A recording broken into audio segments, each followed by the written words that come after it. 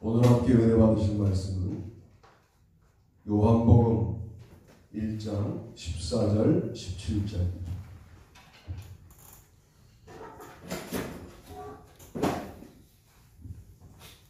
요한복음 1장 14절 17절 그렇게 읽고 말씀을 나누겠습니다.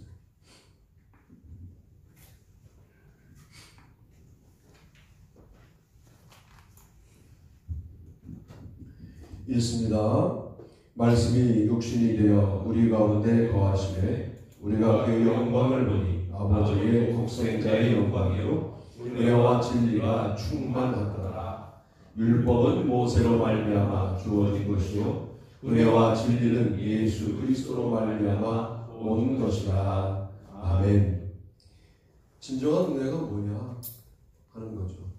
여러분, 여러분의 구원은 진행 중입니까? 완성되었습니까? 좋은 말로 할 때 빨리 답하세요. 진행 중입니까? 완성되었습니까? 완성됐죠. 여러분이 아들답지 못하다고 해서 아버지가 변경되지 않아요. 여러분이 딸답지 못하다고 해서 아버지가 딸을 부정하지 않습니다. 구원은 완성된 거예요. 이미.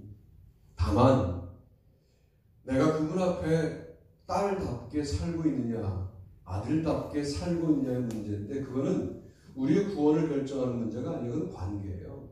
이미 확정된 거예요. 물론 주님을 만났어야 가능한 얘기죠. 주님을 만났다고 모두 주님의 아들, 딸로 사느냐? 그건 다른 문제예요.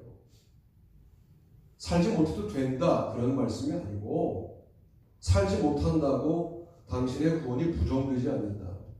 혹자들은 그러죠. 우리가 살인을 해도 구원받나요? 이게 아주 악독한 질문이에요. 왜냐하면 이런 거예요. 구원이 완료된 사람이 물론 그런 사건에 연루될 수는 있겠습니다. 의도적으로 그렇게 하지 않습니다. 그 구원이 그래서 관념이 아니고요, 실제인 거예요. 우리가 주님 앞에 닿지 못하다는 거지 우리가 세상 사람들보다 못하다는 게 아니에요. 물론 도덕적인 판정 기준으로 이 문제가 왈가왈부될 문제가 아니고 그런 논리로 결정된 것이 아니라 예수 그리스도로 결정된 것이어서 이것은 변경 불가능합니다. 예수 그리스도가 우리를 구원하신 거예요. 그분이 우리를 위해서 돌아가신 사건이 우리의 도덕적인 삶의 추락 때문에 무효화되느냐? 그렇지 않아요. 그 사건이 그렇게 무력한 사건이 아닙니다. 우리의 도덕과 상관없이 그 사건은 여전히 유효한데 그 사건에 감격을 가진 자가 함부로 살 수 있느냐? 그럴 수는 없다는 말이에요. 그런 측면으로 오늘 첫 번째 말씀을 묵상하면 은혜와 진리가 요한복음에 나오고요. 요한 2서에는 은혜와 긍휼과 평강이 나오고요. 요한계시록에는 은혜와 평강이 나와요. 이 스펙트럼을 잘 보셔야 돼요. 오늘 설교의 핵심은 은혜와 진리를 말할 때는 도미티안 황제의 박해 초기예요. 은혜와 긍휼을 말할 때는 도미티안 박해가 극심할 때예요. 그리고 은혜와 평강을 말할 때는 도미티안 박해가 가장 극심할 때입니다. 그러니까 가장 극심할 때 요한계시록이 요한 공동체를 통하여 기록되면서 그것이 너희들이 말하는 로마가 천국이 아니고 우리가 바라보는 새로운 땅과 새로운 하늘이 천국인데 여기에 우리가 평강의 근원이 있다고 믿는다. 그래서 평강이 나오는 거고, 진리는 로마 황제와 타협하면 살 수 있는 박해 초기였어요.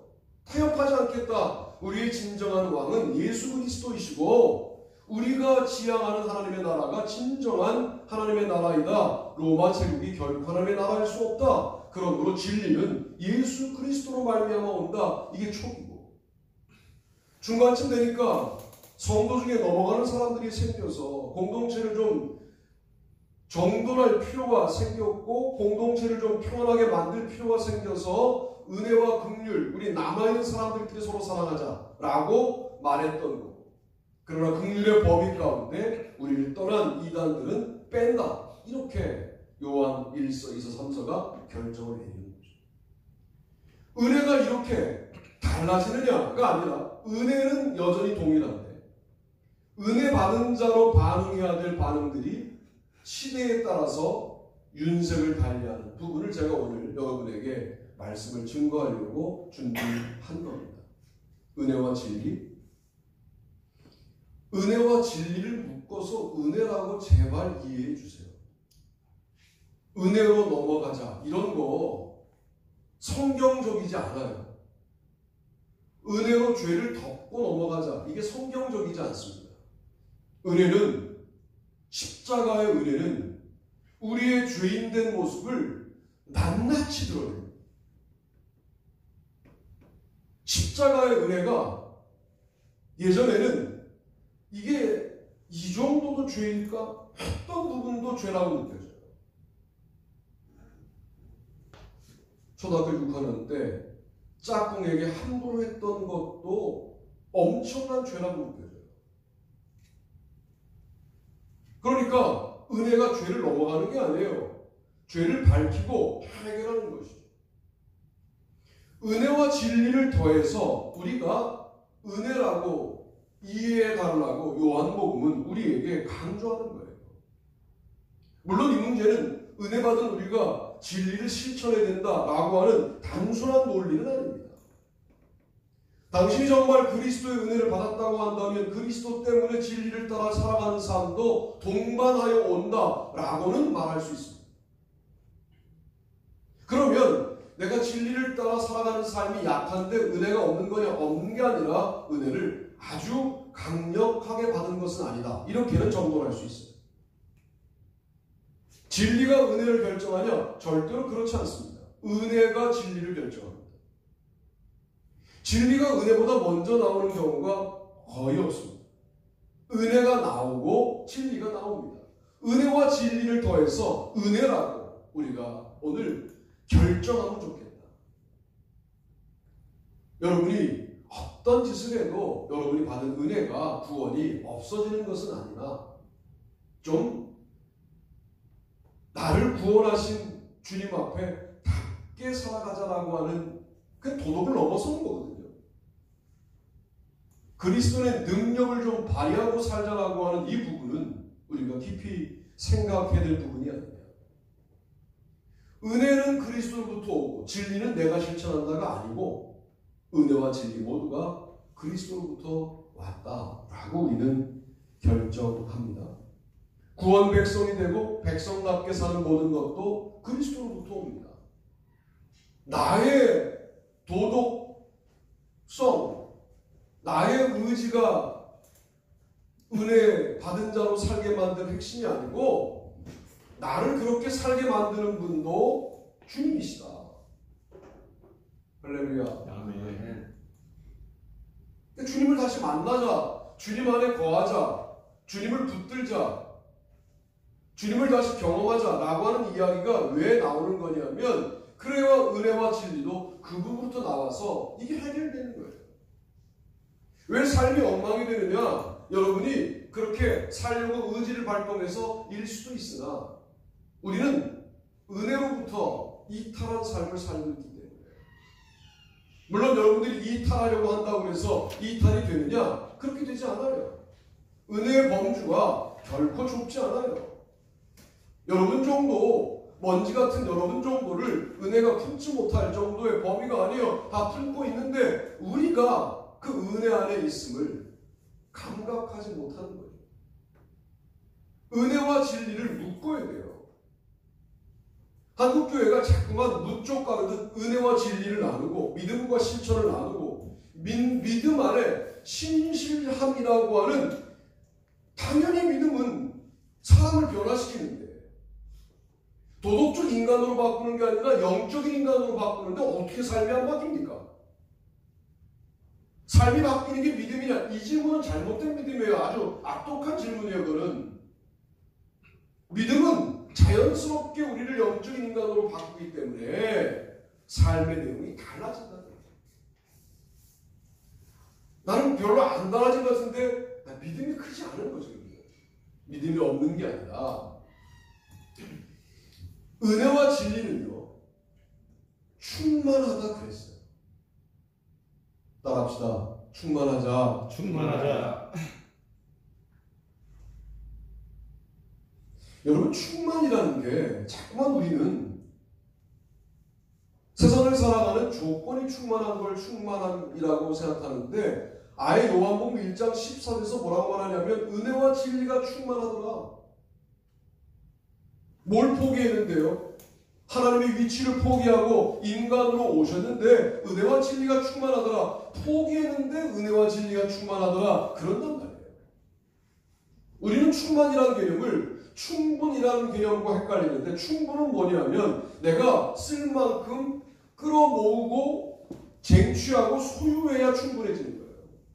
충만은 자신의 위치를 포기했음에도 불구하고 충만해지는 거예요. 그리스도인의 삶이 이런 충만감이 있다고 한다면 여러분의 행보 자체가 강력할 수밖에 없어요. 이렇게 물을걸요? 쟤는 재산이 얼마나 되는데 이렇게 떵떵거리고 살아? 거지야. 그런데 충만하게 살아요. 쟤는 뭐 얼마나 갖고 있는데 이렇게 한턱을 자주 내? 거지야. 그런데 충만하게 살아요. 여러분, 충만이라는 게 우리가 짜놓은 사회적인 체계 안에서 어떤 수준에 올라가야 충만하다 이렇게 생각하는 한 여러분들은 한 번도 그 영적인 영감에 도달할 수 없을 겁니다. 뭐도 안 되고 저것도 안 되고 이것도 망하고 저것도 망하고 도대체 막 여기 터지고 저기 터지는데 웃을 수 있어요. 그 웃음의 의미를 세상에 속한 나는 도대체 모르겠어요. 영적인 나는 알겠어요. 여러분, 이게 제가 지금 인간의 언어로 설명을 하니 이게 얼마나 어렵겠어요, 저에게. 영적인 충만감을 내가 인간의 언어로 담고 있으니 지금 제가 얼마나 어렵겠냐. 이게 인간의 언어로 설명이 되겠습니까? 하나님을 내가 인간의 언어로 설명한다. 내가 신학이 죄라고 그러잖아. 감히 인간이 인간의 언어로 하나님을 논해요. 네가 뭔데? 그리스도를 논해요. 네가 뭔데? 그분들은 논한다고 논해지는 분들이 아니에요. 기본적으로 내가 그분들이 나의 논리로 설명되지 않는다는 것을 전제하고 논의하지 않으면 우리는 시험 들어요. 충만감을 내가 지금 설명하는데 설명할 방법이 없으니까 지금 빙빙 돌고 있잖아요. 지금 제가. 이거는 주님을 만나는 수밖에 없다. 이게 정직한 설명이에요. 주님은 어제 만났다고 오늘 안 만나도 되는 분이냐? 그렇지 않아요. 우리가 매일 찾아가도 결코 지치지 않아요. 저는 지칩니다. 목사님 만나주세요 그러는 성도들도 없지만 누가 매일 만나자 그러면 진짜 거기에 모든 목회 여자 다 빠져요. 저는 인간이니까. 하나님은 그런 분이 아니에요. 여러분이 시간 주님을 찾아도, 여러분이 분마다 주님을 찾아도, 초마다 주님을 찾아도 주님은 결코 지치는 분이 아니에요. 그렇게 주님을 찾다가 시간 그분을 경험을 할 때 우리 가운데 충만함이 있는 거예요. 그래서 은혜와 진리가 충만하더라. 누가? 그게 그리스도부터 나온 건데 그리스도가 우리를 충만하게 한다.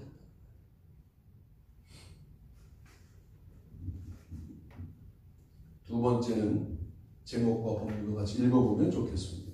읽습니다. 시작. 은혜와 긍휼과 평강 기준이 있는 사랑, 은혜와 긍휼과 평강이 하나님 아버지와 아버지의 아들 예수 그리스도께로부터 진리와 사랑 가운데서 우리와 함께 있습니다. 너희 자녀들 중에 우리가 아버지께 받은 계명대로 진리를 행하는 자를 내가 보니 심히 기쁘도다. 기쁘도다. 아멘. 요한이서 1장 3절 4절입니다. 진리를 행하는 일도 기준이 필요합니다. 자, 은혜와 진리가 지금 요한 1서 2서까지 통제하는 거예요. 은혜와 진리를 전제하고 긍휼을 베풀어라. 나는 무조건 사랑이 넘치는 사람이야. 그건 당신의 사랑을 베푸는 거예요. 묘하게 우리 가운데 어떤 유혹이 있냐면 나는 매우 사람을 긍휼히 여기는 사람이라고 하는 근거 없는 자부심들이 있어요. 누가 조금 억울한 일을 당했다 그러면 못 참는 분위기가 우리 안에 있어요. 나쁘다는 게 아니에요. 좋아요. 여러분이 하시면 안 돼요. 여러분이 뭐라고 그걸 바꿀 수 있다고 생각하는 거 아니에요. 그 부조리를 내가 바꿀 수 있다고 생각하니까 개혁적인 메시지를 내는 거예요. 이때가 하나님을 떠나는 순간이에요. 우리가 어떻게 바꿉니까? 그러면 혁명주의자고 개혁주의자죠. 우리가 못 바꾼다에 서 있어야 돼요. 끝까지. 은혜와 진리가 주님으로부터 나온다. 주님으로부터 나온 진리로 내가 너를 사랑하게 되기를 원한다. 내가 하는 게 아니라 그 진리가, 그 은혜가 너를 사랑하게 하도록 도와주시기를 바란다. 좀 복잡하죠. 우리의 긍휼 베풀기가 좀 복잡합니다. 내가 좋은 마음으로 하는 것도 내가 한 게 되는 순간 은혜와 긍휼에서 은혜가 빠지게 된 긍휼이 되는 거예요. 혹은 진리와 사랑에서 진리가 빠진 사랑이 되는 겁니다.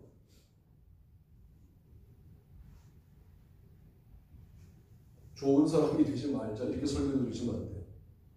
그건 기본 베이스예요. 좋은 사람들이셔야 돼요. 우리가 마음이 부드럽고 착한 사람들이셔야 돼요.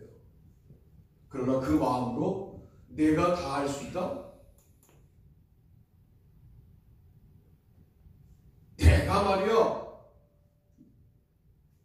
주로 그런 사람들이 뭐라고 하냐면 너 나를 몰라? 이렇게 얘기해. 몰라요.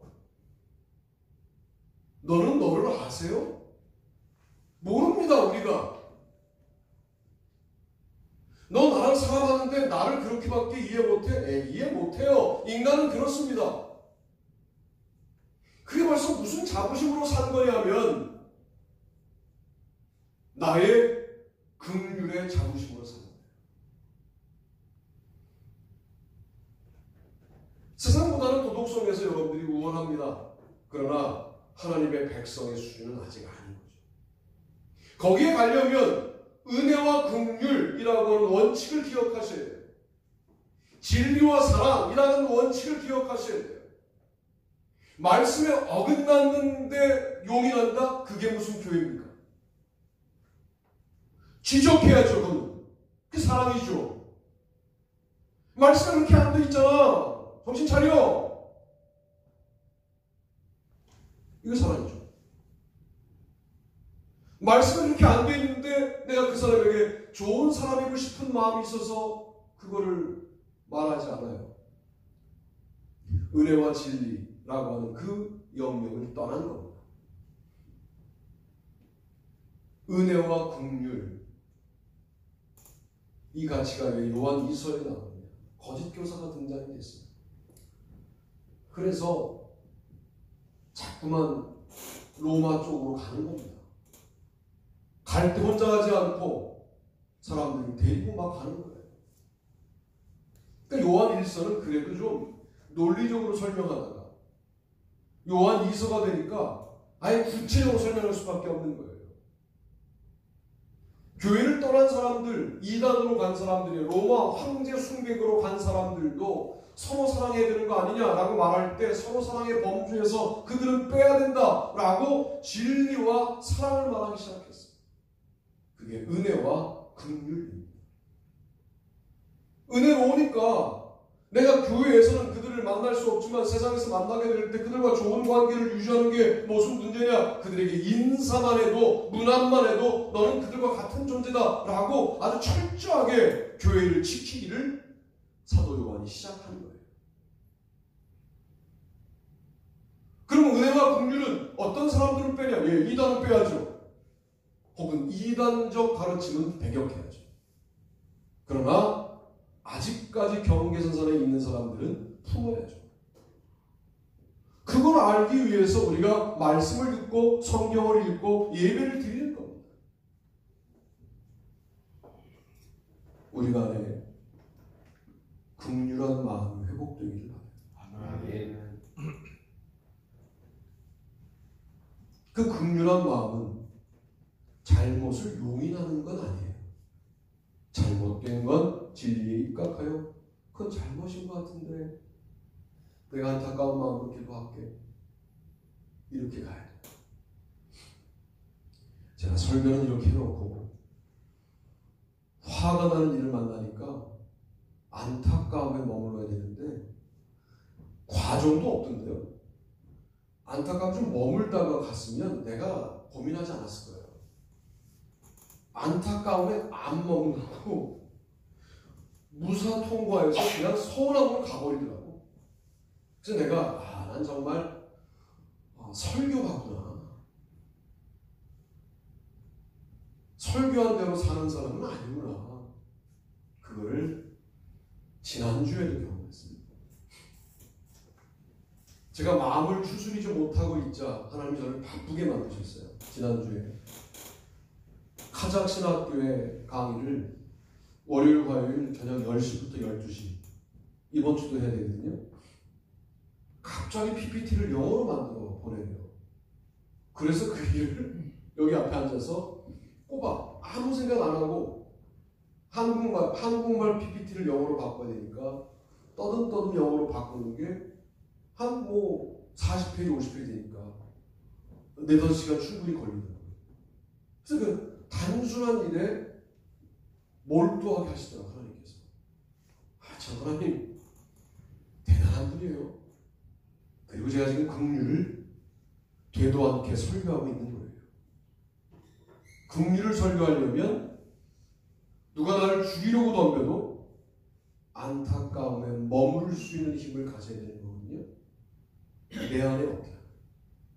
제 안에 없어요. 긍휼한 마음이 왜 우리 목사님은 없을까? 너는 있으세요? 자기는 있는 것처럼 말해. 이게 교만한 거예요, 우리가. 예, 제 안에 없는 건 내가 알았다고 이제. 여러분들 안에도 없을걸요?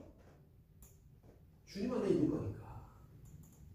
그거를 마치 나는 긍휼한데 너는 긍휼하지 않다 식으로 말하는 거, 우리 이런 어법을 이제 버리자고요. 없어요. 우리 가운데 없어요. 그건 확실합니다.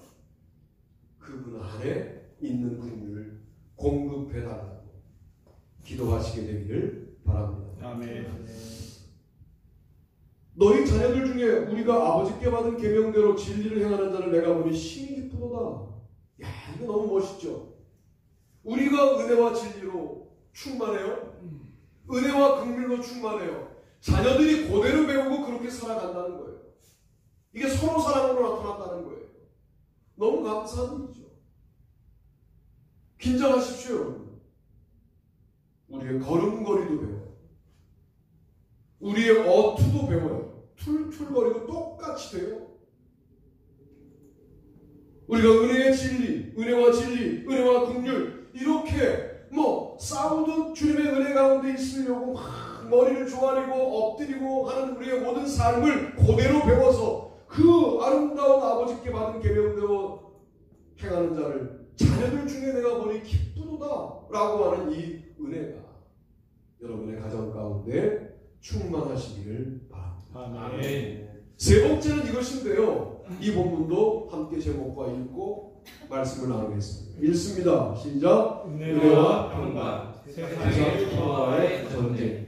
요한은 아시아에 있는 7교회에 편지하노니 이제도 계시고 전에도 계셨고 장차 오시리와 그의 보좌 앞에 있는 7영과 또 충성된 증인으로 죽은 자들 가운데서 먼저 나시고 땅에 임금들의 머리가 되신 예수 그리스도로 말미암아 은혜와 평강이 너희에게 있기를 원하노라. 우리를 사랑하사 그의 피로 우리 죄에서 우리를 해방하시고 그의 아버지 하나님을 위하여 우리를 나라와 제사로 삼으신 그에게 영광과 능력과 세세로 있기를 원하노라. 아멘.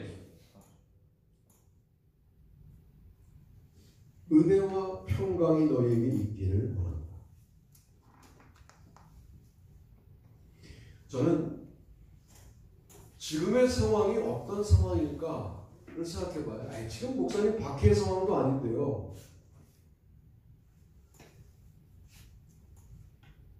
어쩌면 요한계시록의 상황일 수도 있다. 관점을 바꾸면. 야, 니네들이 지금 예수님의 평화가 진정한 평화라고 말하는데 너 정말 평화로워? 라고 세상이 묻고 있는 거죠. 또 우리가 그런 세상의 설교에 흔들리는 겁니다. 어떻게 흔들리느냐? 아니, 불안해. 요즘 힘들어. 야, 네가 평생 예수 따라다녔는데 지금 너 하나를 평화롭게 못하는 그 예수를 뭐하러 그렇게 성실하게 믿니? 그래서 여러분들이 세상적인 평화를 자신의 방법으로 장착한 것이 아닐까? 이게 팍스 로마나와 팍스 크리스티, 로마의 평화와 그리스도의 평화, 혹은 팍스 데이, 하나님의 평화가 싸우고 있던 요한계시록의 상황과 지금이 뭐가 다를까? 라고 제가 생각해 보게 됩니다.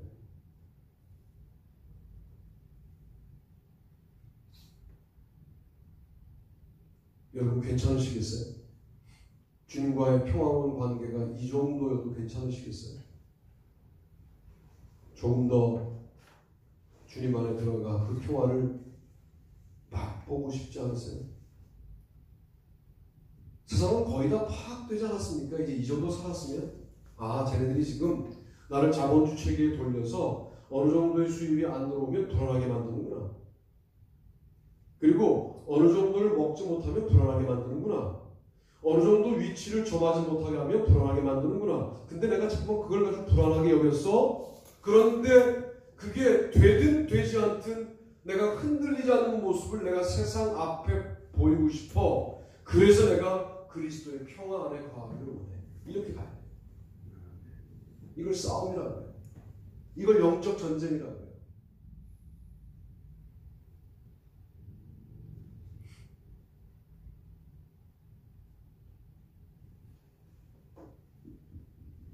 하나님을 어떻게 경험하느냐? 요한계시록을 기록한 요한교회 성도들이 이렇게 경험합니다. 이제도 계시고 전에도 계셨고 장차 오시리. 시제적으로 좀 설명이 이상하죠.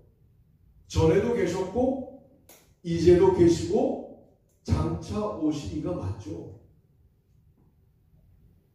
요한계시록을 기록한 성도들은 뭐라고 하나님을 고백하느냐?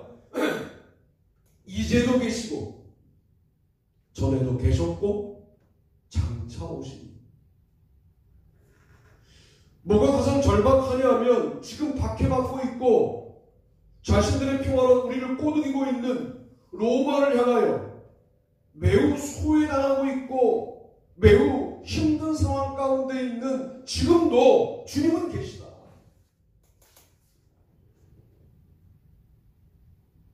여러분의 삶 가운데 야, 정말 주님이 계실까? 이 상황에 이 문제를 당한 나에게 주님은 계실까? 그때 이렇게 한마디 기도하세요.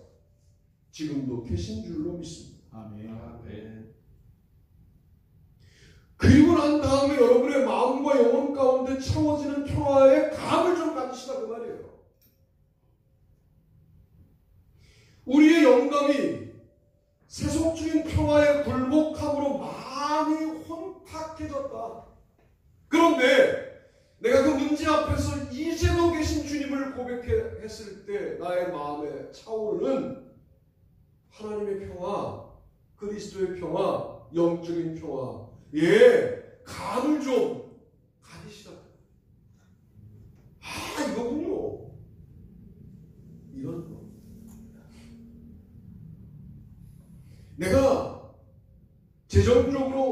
누구를 도울 때 뿌듯함도 우리가 기억해야 될 감이지만 리어커를 병하는 할아버지를 밀어드리고 언덕에서 내려가실 때 부부여 인사드리고 돌아서서 조금 늦게 자기 집으로 돌아오는 그 발걸음 속에서 느껴지는 그 뿌듯함, 이런 것들을 잃어버리고 살거든요. 아무도 몰래 교회에 나와 기도하고 돌아간 날 오는 충만감을 잃어버리고 살거든요.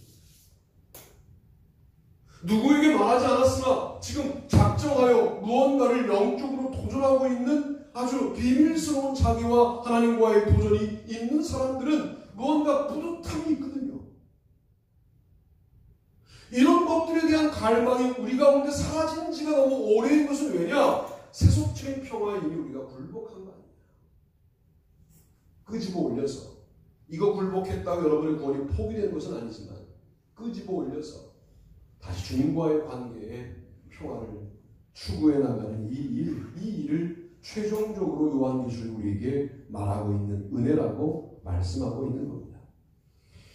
우리를 사랑하시고 자신의 피로 우리를 주에서 해방하신 그리스도가 평강의 근본입니다. 누구를 위하여 피를 흘렸다는 것보다 더욱더 구체적인 평화로운 개입이 있습니까?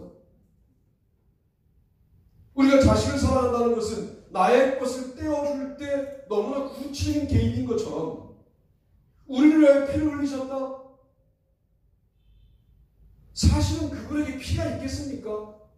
하나님과 동일한 그분에게 인간으로 오셔서 우리와 동일한 혈육을 갖게 되시고 난 다음에 우리를 위하여 피를 흘리시는 이 지난한 과정을 순종으로 감당하신 예수 그리스도의 피 흘리심이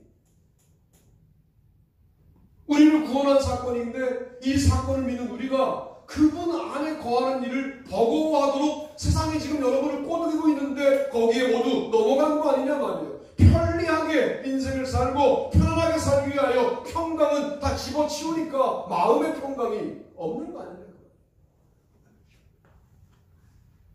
그분 안에 거하자는 말밖에 할 수가 없어요. 이 평강을 내가 다른 말로 설명하는 것이 인간 언어의 교만입니다. 설명할 수 없어요. 주님 안에 거하는 방법밖에는 없다라고 설명하는 게 정직한 설교자의 고백이에요. 그러면 우리를 나라와 제사장 삼으시다. 우리가 나라라는 거예요. 이 말은 예수 사랑교회 하나님의 나라란 말이고 여러분 각자가 제사장이란 말인데 황제가 통치자가 아니라 영적인 지도자인 여러분이 세상의 통치자이다. 내가 너를 그렇게 세웠다. 이거 하려고 내가 피를 흘렸고 이거 하려고 내가 내 아들을 보냈다 라고 말씀하는데 왜 그렇게 주눅들어 살아갑니까? 우리 그깟 것에 우리가 주눅들려고 그리스도를 붙들었습니까? 그건 아니지 않습니까? 우리를 나라 삼으셨대요.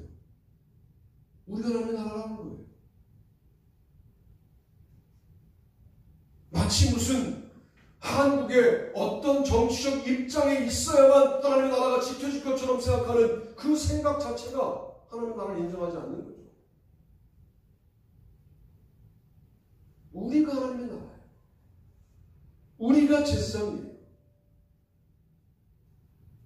주님이 그렇게 우리를 세우신다는 사실, 아니 세우셨다는 사실을 믿을 때 평강하지 않습니까? 아멘. 그 평강이 저와 여러분 가운데 충만하시기를 바랍니다. 아멘. 다 일어나시겠습니다.